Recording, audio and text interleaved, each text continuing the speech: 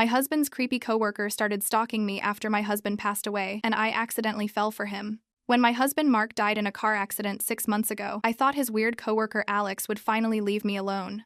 Alex had always made me uncomfortable at office parties, standing too close, asking personal questions, staring at me when he thought I wasn't looking. Mark used to joke that Alex had a crush on me, but I found it creepy rather than flattering. Alex was quiet, intense, and had this way of showing up places unexpectedly. After the funeral, I expected him to disappear from my life completely. Instead, he started appearing everywhere I went. First, it was the grocery store where I'd never seen him before. Then the coffee shop near my apartment. He'd nod politely and keep his distance, but it felt deliberate, like he was tracking my routine. I started taking different routes home from work, shopping at different stores, trying to avoid him, but he always seemed to know where I'd be. One evening, I was walking to my car after yoga class and found a note under my windshield wiper. Just my name, written in careful handwriting with a small heart.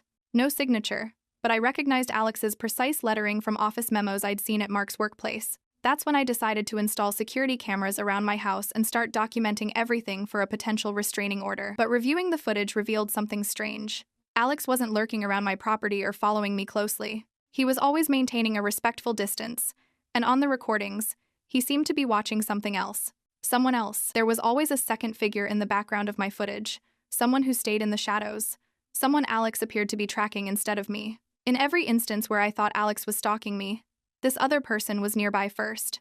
I started noticing other details I'd missed before. The flat tire that delayed me leaving work late one evening, Alex had been there in the parking garage before it happened. The suspicious man who approached me at the ATM last month, Alex had been across the street watching until the guy walked away. The break-in attempt at my house 3 weeks ago where nothing was stolen, Alex's car had been parked on my street for hours beforehand. I went through Mark's old work files and found dozens of emails between him and Alex discussing someone they called the situation. References to police reports, restraining orders, and something about my safety. Then I found Mark's hidden journal in his desk drawer and discovered Alex hadn't been stalking me at all. My husband had been receiving death threats for months before he died. Someone had been watching our house, following me, planning something terrible. Mark had asked Alex to keep an eye on me without telling me because he didn't want me to live in fear. The car accident that killed my husband wasn't random. The brake lines had been cut, and Alex had been investigating, trying to identify who was still targeting me. Last night, I confronted Alex with everything I'd found, and he broke down crying, apologizing for scaring me but explaining he'd promised Mark he'd protect me. He showed me photos he'd been taking of the real stalker, police reports he'd filed, evidence he'd been gathering. But what he told me about who's really been watching me and why they killed Mark made my blood run cold. I stare at Alex, my hands trembling as I clutch Mark's journal. The dim light of my living room casts shadows across his face, making the tears on his cheeks glisten. The silence between us feels suffocating. Tell me everything, I demand, my voice barely above a whisper. Who killed my husband? Alex runs his hands through his hair, a gesture I've seen countless times at company functions, but now it's different, desperate, pained. It's called the Syndicate, he says, the name hanging in the air like something poisonous. Mark discovered them about a year ago when he was reviewing quarterly reports. The Syndicate? What are you talking about? Mark was an accountant, not some detective. The words sound hollow even to me as I remember the journal entries, the coded messages between him and Alex. Alex reaches for his messenger bag and pulls out a manila folder. Mark noticed discrepancies in the company's financial records, money moving through accounts that shouldn't exist, transactions that didn't make sense. He spreads photographs across my coffee table. At first, he thought it was just embezzlement, maybe the CFO skimming off the top. I pick up one of the photos, a grainy image of a man in a dark coat standing across from my house, partially hidden behind a tree. The timestamp shows it was taken 3 months ago. But it was bigger than that, Alex continues. The company was laundering money for an organized crime network. When Mark started digging, he found connections to drug trafficking, weapons dealing, serious stuff. My throat tightens. And he never told me any of this? He wanted to protect you. He said if anything happened to him, you'd be safer not knowing. Alex's voice breaks. I told him to go to the police, but he was gathering more evidence first. He wanted a bulletproof case. I flipped through more photos, the same man following me to the grocery store, watching from a car while I got coffee, standing in the parking lot at my workplace. This is who you've been tracking? The person I kept seeing in the security footage? Alex nods. His name is Victor. He works for the Syndicate. Mark started receiving threats after he accessed certain files. Anonymous emails at first, then phone calls. The death threats in his journal, I whisper, pieces falling into place. Mark knew they were watching him, watching both of you. Alex pulls out another photo, this one showing Mark's car, the undercarriage exposed, brake lines clearly severed. This wasn't an accident, Sarah. They made it look like one. My stomach lurches. I stand up abruptly, needing to move, to breathe. So they murdered my husband because he found out about their money laundering, and now they're after me? Why? I don't know anything. They think you do, Alex says quietly. They think Mark told you everything or left evidence with you. That's why Victor's been watching you. That's why I've been watching him. I remember the break-in attempt where nothing was stolen. They've been searching for something. Mark kept records, backups of everything he found. Before he died, he told me he'd hidden them somewhere. Only you would know to look. Alex's eyes meet mine. He never told me where. I sink back onto the couch, overwhelmed. So all this time, when I thought you were stalking me, I was trying to keep you safe. Alex looks down at his hands. I'm sorry I scared you. I promised Mark I wouldn't let anything happen to you, but I didn't know how to approach you without sounding crazy. I thought if I just kept watch from a distance. The note on my windshield, I say suddenly, with my name and the heart. That wasn't from you? Alex's expression darkens. No, that was Victor, testing to see how you'd react. I was across the street when he left it. I feel sick thinking about how close this killer has been to me, how vulnerable I've been without knowing it. So what now? Do we go to the police? It's complicated, Alex says. We don't know who at the company might be involved. Mark suspected there could be connections to local law enforcement. He pulls out one last photo, a clear shot of Victor's face as he watches my house from his car. This is our best evidence so far. I've been building a case, trying to connect Victor directly to Mark's death and the syndicate's operations. I stare at the face of the man who likely killed my husband. He looks ordinary, unremarkable, the kind of person you'd pass on the street without noticing. That makes it more terrifying somehow. Mark was my best friend, Alex says quietly. I couldn't save him, but I swore I'd protect you, even if you hated me for it. The realization hits me like a physical blow. All those months of feeling watched, feeling afraid, changing my routines to avoid Alex, while the real threat was lurking in the shadows. And Alex was there the whole time, a silent guardian I never asked for but desperately needed. I found the journal last week, I tell him. That's when everything started making sense, but I never imagined. My voice trails off as tears begin to fall. Alex reaches across the table, hesitating before gently taking my hand. I know this is overwhelming, but now that you know, we can work together, we can be more careful. They killed Mark, I say, the words hollow in my chest. They cut his brake lines and made it look like an accident, and I've been grieving for 6 months without even knowing who to blame. We'll find justice for him, Alex promises. But first, we need to keep you safe. Victor knows you've found something. The break-in attempt proves that. And now that you've confronted me, a chill runs through me as I realize what he's saying. He's been watching us tonight, hasn't he? Alex nods grimly. Probably, which means we need to move quickly. Is there somewhere you can stay that nobody would connect to you? I think about Mark's final journal entries, his growing paranoia, his fear for my safety. All this time, I thought he died in a random accident. Now I know he was murdered for getting too close to the truth, and the people who killed him are still watching me, waiting. After Alex's revelation, I can't sleep. Every creak in the house makes me jump. Every shadow outside my window could be Victor. I lie awake until dawn breaks, clutching Mark's journal to my chest like a shield. We need to secure this place, Alex says the next morning, surveying my living room with critical eyes. He's brought bags of equipment, cameras, motion sensors, new deadbolts. Victor knows you found something. He'll be watching more closely now. I watch as Alex installs a camera above my front door, his movements precise and practiced. Have you done this before?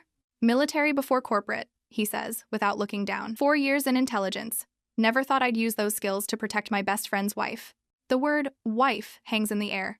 I'm still Mark's wife, even though he's gone. The gold band on my finger catches the morning light. I found something else, I tell him, retrieving Mark's old laptop from the closet. I never got rid of it after the accident, but it's password protected, and I've tried everything I can think of. Alex takes the laptop, turning it over in his hands. He might have hidden the evidence here. The syndicate's financial records, names, transactions, everything that got him killed. We spend the afternoon trying passwords, birthdays, anniversaries, our first apartment's address, even the names of childhood pets. Nothing works. The encrypted files remain locked behind whatever secret Mark took to his grave. We'll figure it out, Alex assures me, but I can see the frustration in his eyes. In the meantime, I think I should stay here, just until we know you're safe. I hesitate. Having a man I barely know, a man I spent months avoiding sleep in my guest room, feels strange. But then I remember Victor's face in those surveillance photos, watching my house, following me to work. Okay, I agree, but just for a few days. 3 days later, I'm gathering my things to leave work when my assistant, Jen, appears at my office door. Someone left this for you at the front desk, she says, holding out a manila envelope. No name, but the receptionist said he was wearing a delivery uniform. My stomach drops. I take the envelope with trembling fingers, waiting until Jen leaves before opening it. Inside is a single sheet of paper with a typed message. Your husband couldn't hide it forever. Neither can you. Below the message is a photo of me entering my house yesterday evening. I was carrying groceries, looking over my shoulder a moment when Alex was inside, not watching. A moment when I was vulnerable. I call Alex immediately. Don't go home, he says, his voice tight with urgency. Meet me at the coffee shop on Maple. Don't stop anywhere else. Alex is already waiting when I arrive. A baseball cap pulled low over his eyes. I slide the envelope across the table without a word. He's escalating, Alex says, studying the photo. This is a direct threat. He knows you're onto him. What does he think I have? I ask, my voice barely above a whisper. Whatever Mark found that got him killed. Names, accounts, proof of their operation. Alex runs a hand through his hair. We need to crack those files. That night, Alex teaches me basic self-defense in my living room, furniture pushed against the walls. His hands are gentle but firm as he shows me how to break a grip, where to strike, how to create distance. Your priority is always to escape, he says, demonstrating how to break free from a chokehold. No heroics. I'm hyper-aware of the physical contact, of how long it's been since anyone but Mark touched me with such careful intention. There's nothing romantic about it, but the human connection after months of isolation is overwhelming. We practice until my muscles ache, and then Alex insists on checking the security system one more time before we turn in. I'm heading to my bedroom when headlights sweep across the living room window. Alex moves to the window in an instant, peering through the blinds. Black sedan. Third night in a row. I join him, careful to stay hidden. The car idles at the curb, its engine a low hum in the quiet neighborhood. I'm calling the police, I say, reaching for my phone. Wait, Alex grabs my wrist. Let me get a plate first. He snaps several photos with his phone, but by the time the police arrive 20 minutes later, the car is gone. The officer takes our statement with thinly veiled skepticism. Probably just someone visiting a neighbor, he suggests, not bothering to hide a yawn. After he leaves, Alex shows me what he captured. I got a partial plate, enough to run it through some contacts. His expression darkens. I think it's Victor Mercer. The man from the photos? The one working for the syndicate? Alex nods grimly. He's their cleaner, when problems need to be resolved. The implication hangs in the air between us. I'm a problem that needs resolving. I'm in the shower the next evening when I hear it, a subtle scraping at the back door. Over the rush of water, I almost miss it. Almost. I shut off the shower, wrapping a towel around myself as I strain to listen. There it is again, the sound of metal on metal, someone working at the lock. Fear floods my system as I realize my phone is in the bedroom. I crack the bathroom door open, peering into the darkened hallway. The house is silent except for that persistent scratching. Then I hear a thud, followed by Alex's voice low, threatening, and another man's surprised grunt. The sounds of a struggle echo through the house, furniture crashing, glass breaking. I grab the only weapon available, a heavy ceramic soap dish, and edge into the hallway. In the living room, Alex has a man pinned against the wall, arm twisted behind his back. The man's face is pressed into the drywall, but I recognize him instantly from the photos. Victor. Call the police, Alex orders without looking at me, his voice strained as Victor struggles against his hold. I run for my phone, my hands shaking so badly I can barely dial 911. By the time the police arrive, Alex has zip-tied Victor's hands and is sitting across from him, both men breathing heavily. There's blood on Alex's lip and a darkening bruise on his cheekbone. The police take Victor away, but Alex's expression tells me this isn't over. They'll hold him for breaking and entering, but without more evidence connecting him to Mark's death or the syndicate. He'll be out soon, I finish, the reality sinking in. That night, as I clean the cut on Alex's lip with gentle hands, something shifts between us. The fear and adrenaline crystallize into a strange intimacy, two people united by loss and danger. I think I know what Mark's password might be, I say suddenly, remembering an anniversary card I'd kept in my bedside drawer. Inside, Mark had written, "To the place where we began, and all the adventures ahead." We retrieve the laptop, and I type in the name of the coffee shop where Mark and I first met, Lighthouse Cafe.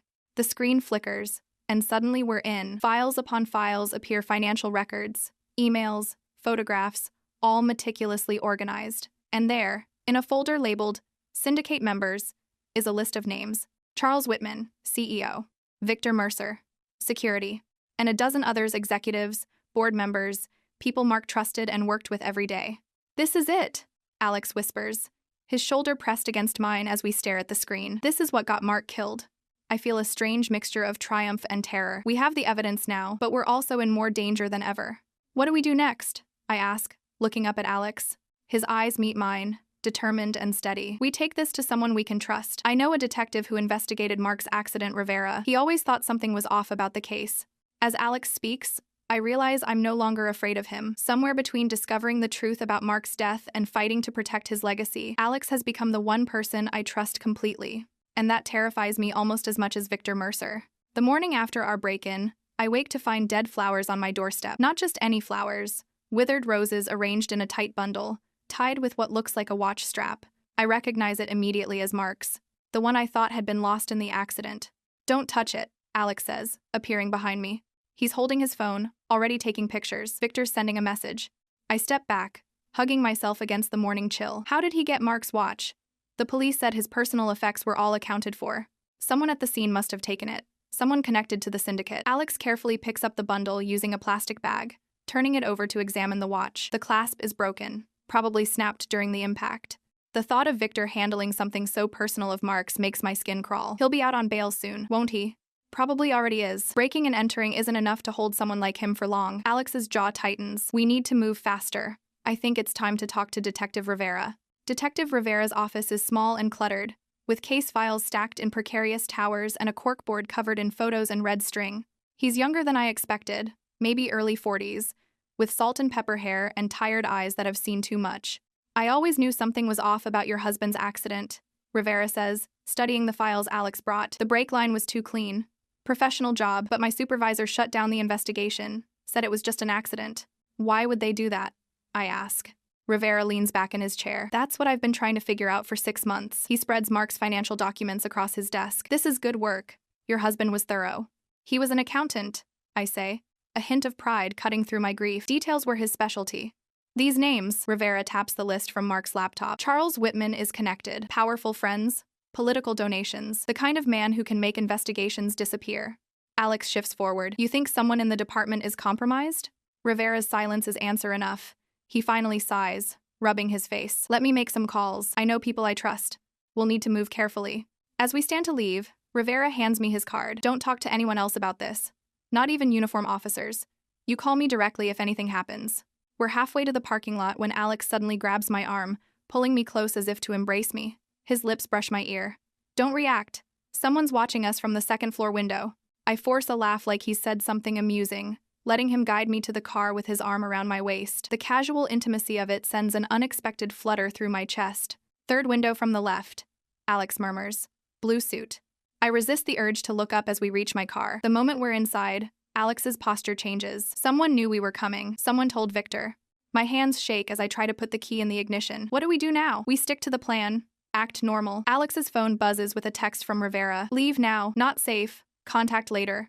We pull out of the parking space, and I'm so focused on appearing calm that I almost miss the sound, a soft hiss followed by a thud as my car suddenly tilts to one side. Keep driving, Alex says tightly. Slowly. Get us out of the lot. The steering pulls hard to the right as we limp out of the police station parking lot. Once we're a few blocks away, Alex directs me to pull over. Both passenger side tires are slashed, the cuts precise and deliberate. He was here, I whisper, the reality sinking in. While we were inside talking to Rivera, Victor was right here in the parking lot. Alex calls for a tow truck while I stand on the sidewalk, hugging myself against the chill that has nothing to do with the weather. The message is clear. Nowhere is safe, not even a police station. That night, Alex doesn't leave my side. He sleeps on the couch positioned directly in front of the door, a baseball bat within reach.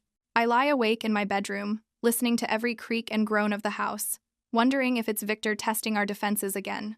Around 3 a.m., I give up on sleep and pad into the kitchen for water. Alex is already there, staring out the window at the darkened street. You should be resting, he says without turning around. So should you. I lean against the counter, studying his profile. In the dim light, the bruise on his cheekbone from fighting Victor looks darker, more pronounced. Does it hurt? I've had worse. He finally turns to face me. You should know something.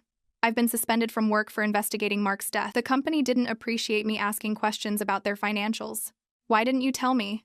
You had enough to worry about. His eyes meet mine. Mark was right about everything. The company, the syndicate, all of it. Charles Whitman is running the whole operation. I think about the CEO I've met at company functions, charming, polished, always with a kind word for the spouses. He came to Mark's funeral, I whisper. He hugged me and said Mark was irreplaceable. He's a sociopath, Alex says flatly. And now he knows we have evidence against him. I move closer, drawn by some inexplicable need for connection. Thank you for everything you're doing. I know you promised Mark, but it's not just about my promise anymore, Alex interrupts, his voice low. Something in his expression makes my heart beat faster. Sarah, The sound of breaking glass shatters the moment. Alex moves instantly, pushing me behind him as he reaches for the baseball bat. Kitchen door, he whispers. Call Rivera. My fingers fumble with my phone as Alex moves silently toward the sound. I hear a thud, then a crash, followed by Alex's grunt of pain. I abandon the phone and grab a knife from the block, rushing toward the noise. The kitchen is in chaos. Alex is grappling with Victor, both men slamming into counters and walls as they struggle. There's blood on Alex's shirt, but I can't tell whose it is. Victor has a knife of his own, slashing wildly as Alex tries to disarm him. I freeze, terrified of making things worse, until Victor pins Alex against the refrigerator, knife inching toward his throat. Without thinking, I lunge forward and slam my knife into Victor's shoulder. He howls, releasing Alex to swing toward me. His fist connects with my jaw, sending me sprawling across the floor. Through my dazed vision, I see Alex tackle Victor, both men crashing through the back door onto the patio. I scramble to my feet, grabbing my phone to finally call Rivera. By the time I make it outside, Alex has Victor face down on the concrete, knee pressed into his back. There's a company ID badge lying nearby from Mark's workplace. It's over, Victor. Alex pants, blood dripping from a cut above his eye. The police are on their way. Victor laughs, a chilling sound that makes my skin crawl. You think this ends with me? Whitman has people everywhere. You'll never be safe. Rivera arrives with 3 officers he personally vouches for. As they take Victor away, Rivera examines the company ID. This connects him directly to Whitman. It's a start. Later, as I clean Alex's wounds in my bathroom, the adrenaline finally fades, leaving behind an exhaustion so profound I can barely stand. My fingers tremble as I dab antiseptic on the cut above his eye. You saved my life, Alex says quietly, watching me with an intensity that makes it hard to breathe. You've been saving mine for months, I reply, my voice barely above a whisper. I'm standing between his legs as he sits on the edge of the bathtub, our faces inches apart. The intimacy of the moment is overwhelming. His hand gently touches my jaw where Victor hit me, the skin already darkening with a bruise. I'm sorry I didn't protect you better. We protected each other. My hand lingers on his cheek, and for a moment, I think he might kiss me. For a moment, I want him to. The ringing of his phone breaks the spell. It's Rivera, calling with news that they've connected Victor to 3 other suspicious deaths besides Mark's. They're building a case against Whitman and the rest of the syndicate. As Alex talks to Rivera, I catch my reflection in the mirror, disheveled, bruised, but somehow more alive than I've felt in months. The guilt hits me immediately. Mark has been gone only 6 months, and here I am, developing feelings for his best friend. But in the chaos of violence and fear, something unexpected has bloomed between Alex and me, something that feels both wrong and inevitable. Something Mark might have understood better than anyone. The trap works perfectly. I watch from Rivera's unmarked car as Victor takes the bait, breaking into the empty house where we planted Mark's evidence. He doesn't even realize he's walking into an ambush until the tactical team surrounds him, weapons drawn. The red and blue lights illuminate his face through the window as realization dawns. It's over, I whisper, more to myself than to Alex beside me. Rivera approaches our car, tapping on the window with a satisfied smile. We got him. Clean arrest, and he's not getting bail this time. The evidence from your husband's files gives us enough to hold him on conspiracy charges related to Mark's death. I should feel triumphant, but all I feel is hollow. Catching Victor doesn't bring Mark back. It doesn't erase the 6 months I spent grieving without knowing the truth. What about Whitman? Alex asks. Search warrant for his home and office is being executed right now. Rivera checks his watch. Should be happening as we speak. The next 24 hours pass in a blur. Rivera calls early the next morning to tell us Charles Whitman tried to board a private jet to a non-extradition country but was apprehended at the airstrip. The company's offices are crawling with federal agents. The syndicate is unraveling thread by thread. Alex and I watch the news coverage together, his arm around my shoulders as the reporters stand outside the corporate headquarters where Mark once worked, where he discovered the corruption that cost him his life. Mark knew, Alex says quietly as the news shows Whitman being led away in handcuffs. Toward the end, he suspected someone had betrayed him. I turned to face him. What do you mean? He started compartmentalizing information. Wouldn't tell me everything at once. Alex's eyes are distant with memory. He'd send me pieces of evidence through different channels, never the full picture. Said if anything happened to him, I should only trust myself. He never suspected you? The question slips out before I can stop it. No. Alex's voice breaks slightly. 2 days before the accident, he called me, said he'd figured out who the mole was, but wouldn't tell me over the phone. We were supposed to meet the day after he died. I take his hand, feeling the weight of what he's carried all these months. You've been trying to finish what he started. I promised him I'd protect you. Alex looks down at our intertwined fingers. The night before he died, he made me swear that if anything happened to him, I'd make sure you were safe. I think he knew they were closing in. The realization hits me hard. Mark knew he might die. He arranged for Alex to watch over me before he was even gone. I never told you this, Alex continues, but he said something else that night. He said, if I don't make it, she'll need more than protection. She'll need someone who understands what she's lost. I can almost hear Mark's voice saying those words. Practical, thoughtful, Mark, planning for every contingency, even his own death. 2 weeks later, Mark's case is officially reclassified as homicide. Rivera calls to tell me they've matched the tool marks on the brake line to equipment found in Victor's garage. The prosecutor is confident they have enough for convictions across the board. Whitman, Victor, and 5 other executives involved in the syndicate's operations. Your husband was incredibly thorough, Rivera says. The evidence he collected has blown open 3 other investigations across the state. He saved a lot of lives by exposing these people. I hang up and find Alex in the kitchen, making coffee. He's been staying with me since the night Victor attacked us, sleeping in the guest room. The danger has passed, but neither of us has mentioned him leaving. Rivera says they have enough to put them all away, I tell him, accepting the mug he offers. Good. His fingers brush mine as he hands me the coffee. What happens now? The question hangs between us, loaded with meaning beyond the case. What happens to us? Where do we go from here? I think I need to visit Mark, I say finally. I haven't been to the cemetery since the funeral. Alex nods. Would you like me to come with you? The cemetery is quiet when we arrive, the late afternoon sun casting long shadows across the graves. Mark's headstone is simple granite, his name and dates etched in clean lines. I kneel to place fresh flowers, feeling Alex's presence behind me, giving me space. I found out who did this to you, I whisper to the stone. They're going to pay for what they did. My fingers trace the engraved letters of his name. I miss you every day.